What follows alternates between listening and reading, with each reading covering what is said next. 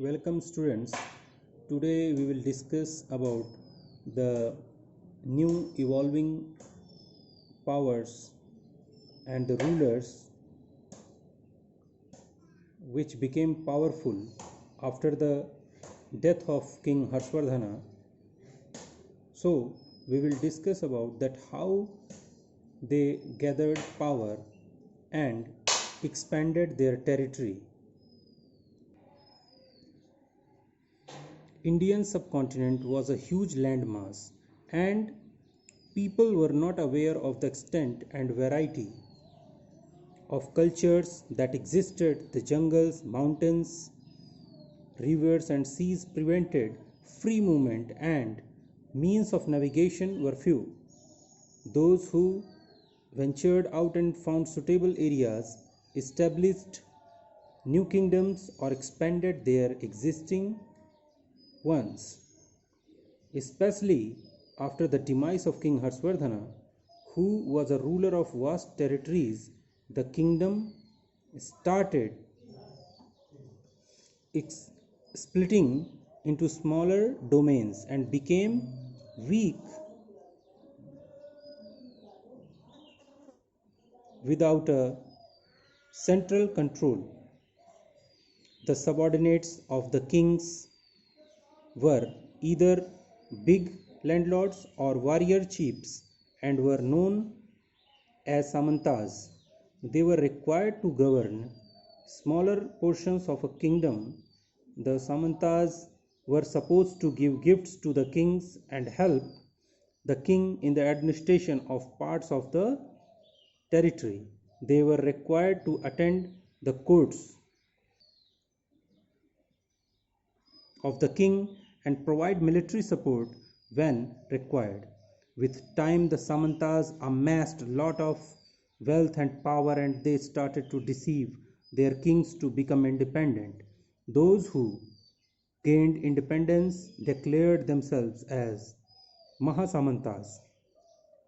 A famous example of this is the case of Danti Durga, a Rashtrakoot chief who overthrew the Chalukya king or overlord and performed a ritual called Hiranyagarbha. There were other Brahmins who gave up their basic professions and started ruling kingdoms and became kings. Some examples are the cases of Kadamba Mayuraj Sarman in Karnataka and Gurjar Pratihar Harichandra in Rajasthan, which are evidence of this trend.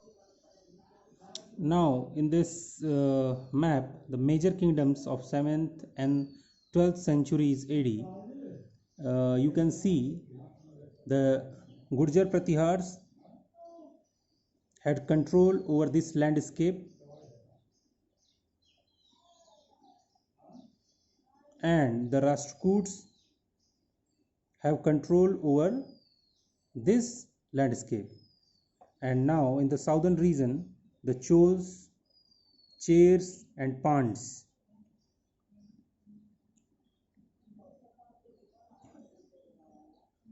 And Pals in the eastern part. So, in that period, Kannauj was the center of the power.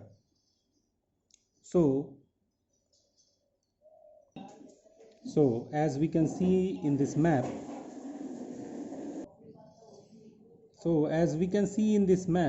all three powerful rulers, the Gurjar Pratihars, the Rashtrakuts and the Pals,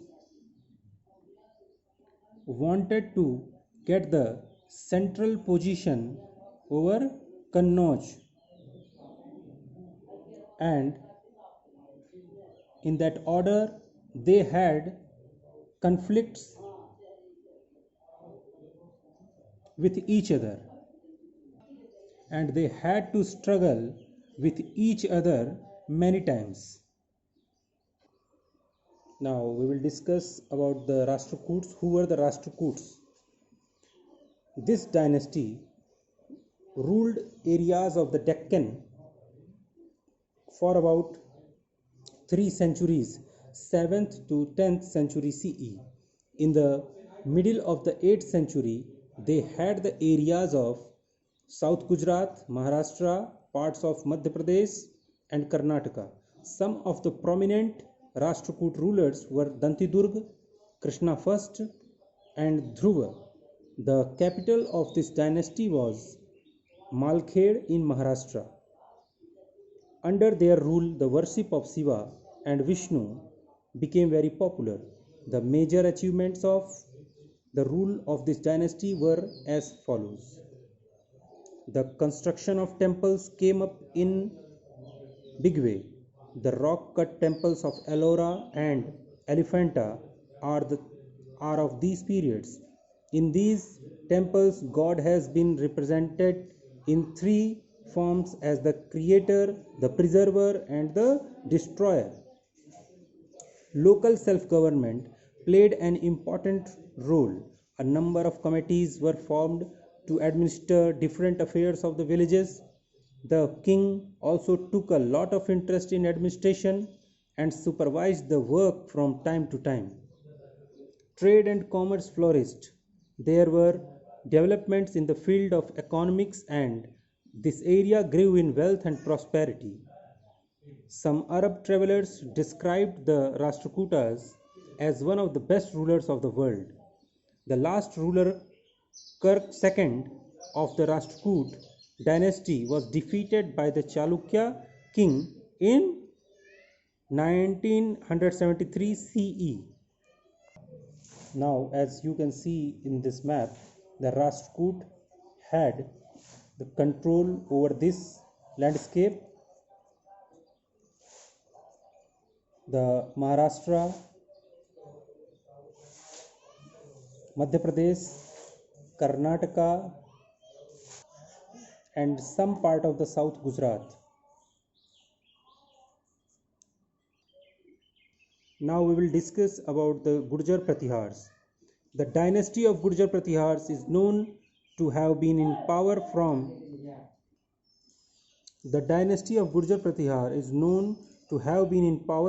725 CE to 1040 CE. They ruled over parts of Punjab, Rajasthan, Uttar Pradesh, Gujarat and Madhya Pradesh. Kannauj on the banks of the Ganga in Uttar Pradesh was their capital city. The important rulers of this dynasty were Nagbhat, Vatsaraj, Nagbhat II, Mihir Bhoj, Mahendrapal and Rajapal. Mihir Bhoj was the outstanding ruler of this dynasty and the power of Pratihars reached its peak during his time from 836 to 885 CE. He was a great learner, warrior and was a very efficient administrator.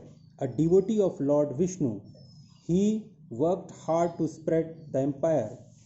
The Pratihars received a severe blow in 1019 CE when they were attacked and defeated by the forces of Mahmud Ghazni and the dynasty came to an end. Now you can see the Gurjar Pratihars had control over this landscape. The Gujarat, some part of Madhya Pradesh, Punjab, Rajasthan, Kannauj, and Kannauj was their capital city. Now we will discuss about the Pals. The Pals established their kingdom in Bengal in the 8th century CE and it lasted for about 4 centuries. The dynasty was founded by King Gopal and his capital was at Patliputra in modern day Bihar. The dynasty had 17 kings and the famous ones are Dharmpal and Devpal.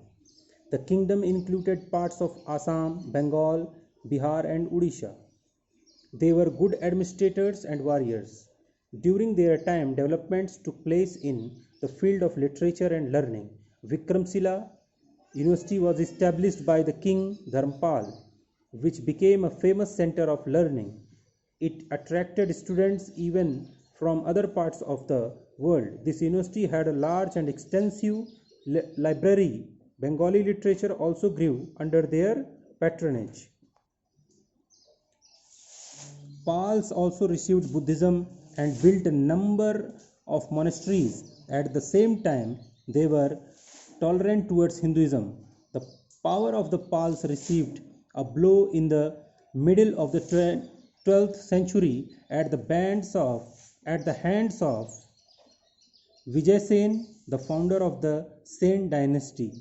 Lakshmar Sen, another ruler of the Sen dynasty, was defeated by a Turkish invader named Bakhtiyar Khilji.